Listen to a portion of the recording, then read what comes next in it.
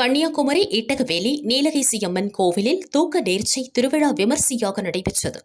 சுமார் 700 ஆண்டுகள் பழமை வாய்ந்த கோவிலில் பங்குனி திருவிழாவை முன்னிட்டு பச்சை பந்தல் அமைத்து சிறப்பு வழிபாடுகள் நடத்தினர்.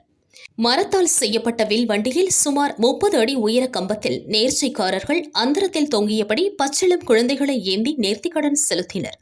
தூக்க நேர்ச்சை வழிபாடு செய்தால் குழந்தைகள் நோய் நொடியின்றி வாழ்வதாக ஐதீகம். தமிழக கேரள பக்தர்கள் திரளானோர் பங்கேற்று தரிசனம் செய்தனர்.